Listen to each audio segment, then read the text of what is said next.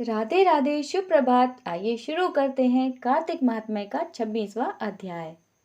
सूत जी कहने लगे, हे ऋषियों, भागीरथ के वंश में सौरदास नामक राजा के पुत्र का नाम मित्रसह था, जो गुरु वशिष्ठ के श्राप से राक्षस हो गया था। गंगाजल के प्रभाव से उसने भी परम पद प्राप्त किया।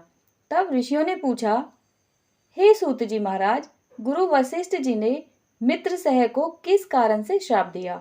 कृपा करके यह कथा विस्तार पूर्वक सुनाइए। श्री सूत जी बोले, हे ऋषियों, एक समय अत्यंत धर्मज्ञ राजा मित्रसह अपने कुछ साथियों सहित शिकार खेलने के लिए वन में गया, जहाँ पर उसने अनेक मृगों का शिकार किया। फिर भूख और प्यास से दुखित हो नदी के तट पर आया। राजा रात्रि भर वहां पर रहा और प्रातःकाल होते ही शिकार की खोज में पुनः चल पड़ा। कुछ दूर जाकर उसने देखा कि पर्वत की कंदरा में एक व्याघ्र और व्याघ्री मैथुन कर रहे हैं। राजा ने धनुष बाण चढ़ाकर उन पर छोड़ दिया। व्याघ्री बाण लगते ही तत्काल वहीं पर गिर पड़ी और थोड़ी ही देर में उसने प्राण त्याग दिए। तब व्याघ्र राक्षस रूप धारण करके अत्यंत क्रोधपूर्वक बोला, हे राजन, तुमने मेरे साथ घोर अन्याय किया है, मैं इसका बदला अवश्य लूंगा। इतना कहकर वह राक्षस दुखित होता हुआ वहां से चला गया। कुछ वर्ष पश्चात राजा मित्रसेन ने अश्वमेध यज्ञ किया, जिसमें अनेक ऋषि मुनि बुलाए गए। गुरु वशिष्ठ ने ब्रह्मा विष्णु आदि देवताओं को विधि पूर्वक हवि देकर यज्ञ समाप्त किया और फिर स्नान करने के लिए नदी के तट पर चले गए। गुरु वशिष्ठ जी के यज्ञ मंडप से जाते ही वह राक्षस, जिसकी स्त्री व्याघ्री उसको राजा ने वन में मार दिया था, बदला लेने के लिए यज्ञ स्थल पर आया। वह गुरु वशिष्ठ का रूप धारण करके राजा से कहने लगा, हे राजन, हम मांस खाएंगे, अतः हमारे लिए मांस बनवाओ, हम स्नान करके अभी आते हैं। इतना कहकर वह वहां से चला गया और रसोइये का रूप धारण कर मनुष्य का मांस पकाकर रख दिया। जब वास्तविक गुरु वशिष्ठ जी स्नान करके वापस आए तो राजा ने सोने के थाल में सजा हुआ मांस मिश्रित भोजन उनके आगे परोस दिया। गुरुजी ने ज्ञान दृष्टि से जान लिया कि भोजन मनुष्य के मांस से बना है। वशिष्ठ जी ने क्रोधित होकर राजा को श्राप दिया, हे राजन, तुमने हमको मांस मिश्रित राक्षसों के खाने योग्य भोजन दिया है, इसलिए तुम राक्षस हो जाओ। वशिष्ठ जी का श्राप सुनकर राजा ने विनय पूर्वक कहा, हे गुरुदेव, आपकी आज्ञा से ही ऐसा भोजन बनवाया गया है। राजा की यह बात सुनकर गुरु वशिष्ठ जी ने ध्यान धरकर देखा और राक्षस द्वारा चले जाने का संपूर्ण वृतांत राजा को बताया। तब राजा भी निरपराध श्राप दिए जाने के कारण अंजलि में जल लेकर उन्हें श्राप देने को उद्यत हुआ। ठीक उसी समय उसकी रानी दमयंती आकर कहने लगी, आप क्षत्रिय हैं, अतएव क्रोध का परित्याग करें और जो आपके भाग्य में लिखा था उसे भोगिए। जो मनुष्य अपने गुरु पर रोष करता है वह वन में जाकर ब्रह्म राक्षस होता है, अतः आप शांत ही रहिए।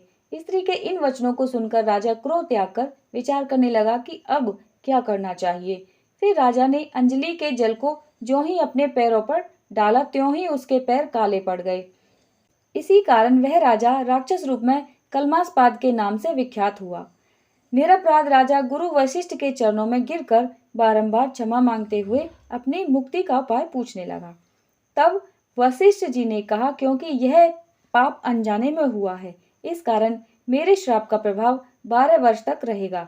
इसके पश्चात तुम अपने वास्तविक रूप में आ जाओगे और अनेक वर्षों तक राज्य का भोग करते हुए गंगाजल के प्रभाव से मुक्ति प्राप्त करोगे और भगवान विष्णु की सेवा करते हुए अंतकाल में विष्णु लोक को प्राप्त होगे।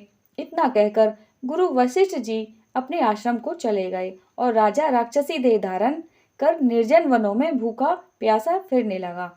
कई वर्ष तक अनेक कष्ट सहन करने के बाद वह राक्षस नर्मदा नदी के तट पर आया और वहां भी पशु पक्षी मनुष्य तथा सर्प आदि खाकर विचरण करने लगा।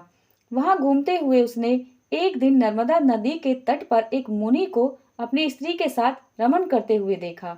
भूख से पीड़ित होने पर जैसे व्याघ्र मृग को पकड़ लेता है, उसी प्रकार उसने मुनि को पकड़ लिया।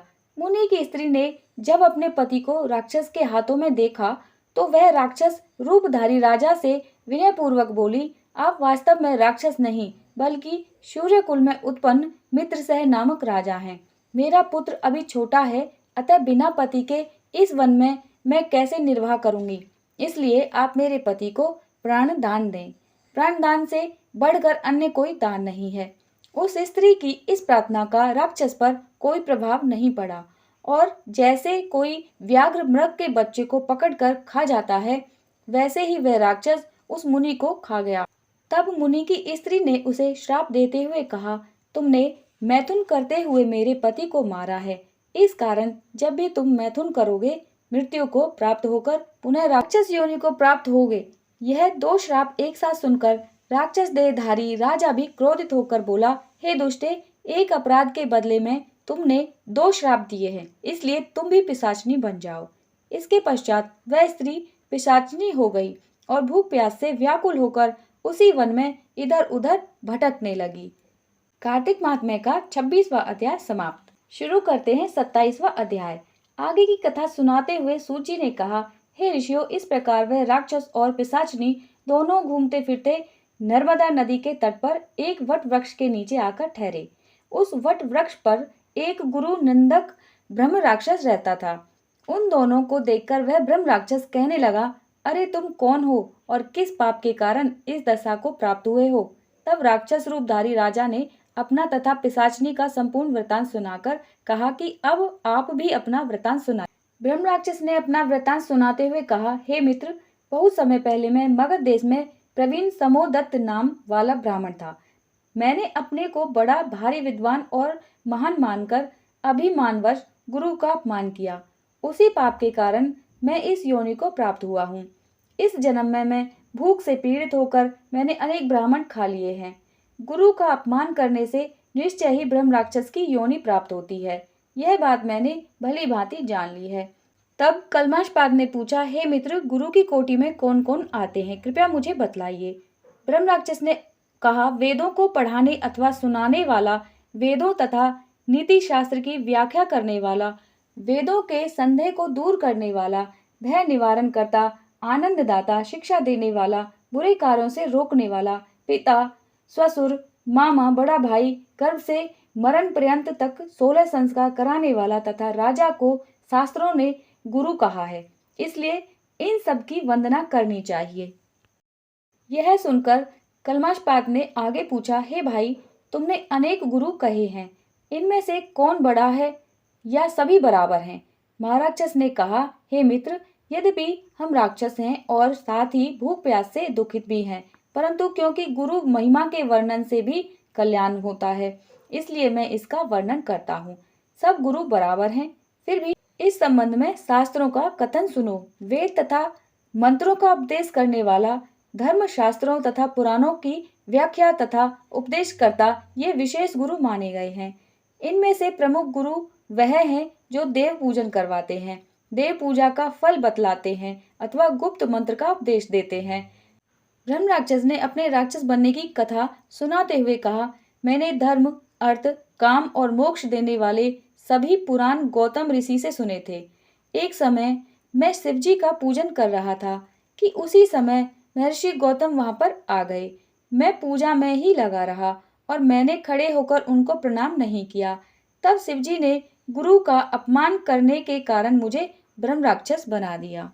यह कथा सुनाते हुए सूत जी ने कहा, हे ऋषियों, इस प्रकार गुरु की महिमा का वर्णन करने तथा सुनने से उन तीनों के पाप नष्ट हो गए।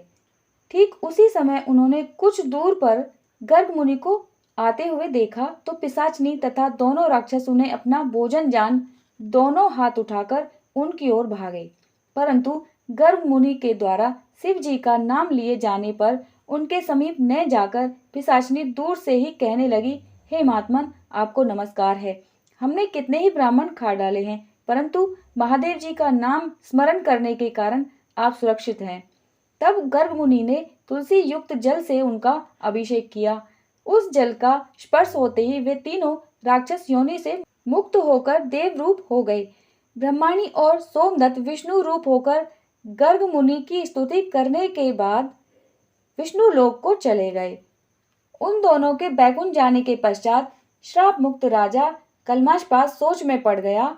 उसको इस प्रकार शोक में निमग्न देखकर गुप्त रूप से सरस्वती जी बोली, हे राजन, तुम किसी प्रकार की चिंता मत करो। राज्य सुख भोगने के बाद अंत में तुम्हें भी विष्णु लोक की प्राप्ति होगी। इन वचनों को सुनकर राजा कल्माशपाद अत्यंत हर्षित हुआ। राजा ने अपने गुरु का स्मरण किया और गर्ग मुनि को प्रणाम करके गंगा जी की स्तुति की। इसके बाद राजा भगवान विष्णु का स्मरण करता हुआ काशी जी चला गया। काशी जी में 6 मास रहकर राजा गंगा जी में स्नान करता और विश्वनाथ महादेव के दर्शन करते हुए आनंद प्राप्त करता रहा और इसके बाद प्रसन्नता पूर्वक अपने राज्य में आया। तब गुरुजी ने उसका अभिषेक कर उसे पुनः राजा बना दिया और वह अनेक वर्षों तक राज्य करने के बाद अंत में मोक्ष को प्राप्त हुआ। इस कथा को समाप्त करते हुए सूत जी ने ऋषियों से कहा, हे मुनियों, इसमें आश्चर्य जैसी कोई बात नहीं है। भगवान का गुणगान करने तथा काशी का सेवन करने से मनुष्य को निश्चय ही मोक्ष की प्राप्ति होती है। तो गंगा जी में स्नान मात्र करने से ही करोड़ों जन्मों के पाप समाप्त हो जाते हैं। कार्तिक माह का 27वां अध्याय समाप्त।